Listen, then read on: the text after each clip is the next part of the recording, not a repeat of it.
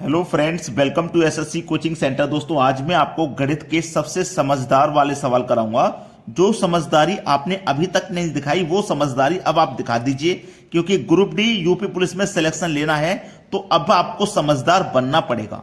अगर आप अभी भी समझदार नहीं बनोगे, मोबाइल में पबजी खेलते रहोगे, तो भाई पबजी खेलने से एग्जाम पास नहीं होगा। एग्जाम पास करने के लिए पढ़ना पड़ेगा। प्रश्न है आपका, एक व्यक्ति के खर्च और बचत का अनुपात 26:3 है। खर्च और बचत का अनुपात 26:3 है। ठीक है, क्लियर इतनी बात? 26:3 है। उसने बोला उसकी मासिक आय 14,500 है। उसकी आय 14,500 है। अब आय क्या होती है? आय होती है जो आपने महीने में कमाया वो।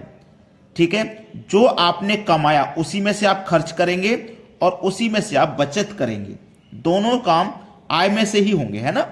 तो आपने जो कमाया वो खर्च और बचत दोनों मिला करके है। उसी में से खर्च होगा, उसी में से बचत, तो वो है आपका 14,500। तो आप अनुपात का भी योग कर लो इनका। 13 और 3 29। 29 से 5 बार में 145 कट जाएगा और 2 जीरो लगा देना। इसके बाद 500 हो गया। पूछा है मासिक बचत कितनी है? बचत पूछिए तो बचत का रेशियो 3 है, तो 500 का गुना 3 से कर देना, 1500 आ जाएगा सही जवाब।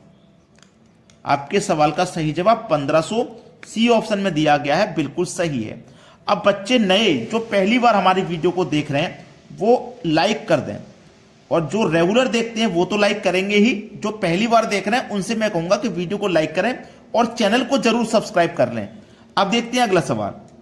अगला सवाल है 1470 रुपये ए, बी तथा सी में इस प्रकार वितरित किया गया है कि प्रत्येक भाग में से 50 रुपये कम करने पर इनके भागों का अनुपात 1:3:2 है। सी द्वारा प्राप्त धन कितना है? ए, बी, सी, 3 व्यक्ति हैं। ठीक है, अनुपात है 1:3:2। ये इनका अनुपात है। चलिए, टोटल अमाउंट 1470 है।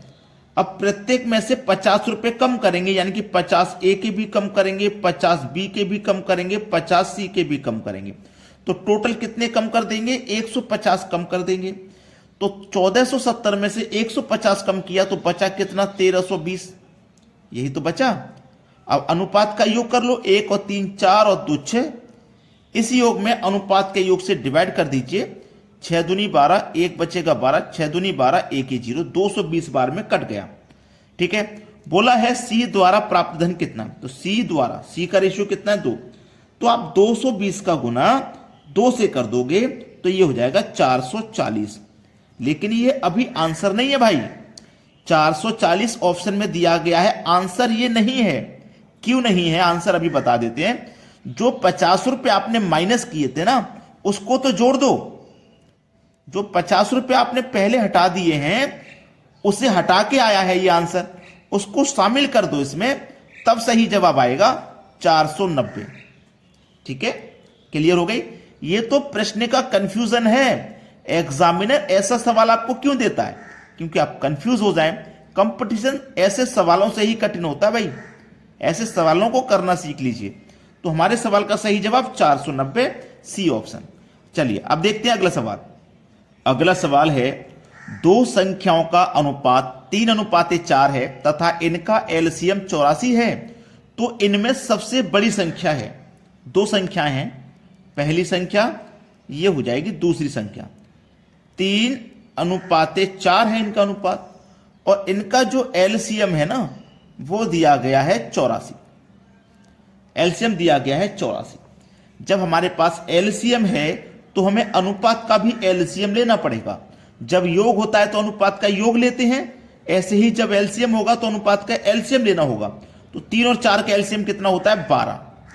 इस एलसीएम में अनुपात के एलसीएम से डिवाइड करो, 12 7 84, 7 बार में गया। इनमें सबसे बड़ी संख्या जो अनुपात में बड़ा होगा वही संख्या बड़ी होगी। अनुपात में बड़ा 4 है तो ये दूसरी संख्या बड़ी होगी। 7 चौके 28। अब 28 चेक करिए किस ऑप्शन में? आप बोलेंगे सर पहले ऑप्शन में दिया गया है। ये सही जवाब हो गया। अगर छोटी संख्या पूछता तो छोटी संख्या आपकी 3 है अनुपात में, 7 तिहाई 21। छोटी संख्या पूछता तो 21 आंसर हो जाता, लेकिन बड़ी पूछी है तो 28 आंसर है। क्लियर है सभी को सवाल? अब देखेंगे अगला प्रश्न। अगला सवाल, दो संख्याओं का एलसीएम 48 है। यदि वे संख्याएं 2:3 के अनुपात में हैं तो उन संख्याओं का योग कितना है? दो संख्याएं, पहली संख्या दूसरी संख्या 2:3 के अनुपात में है। एलसीएम दिया गया है आपके पास 48 का। हमने क्या बताया, जब एलसीएम है तो आपको अनुपात का भी एलसीएम लेना पड़ेगा।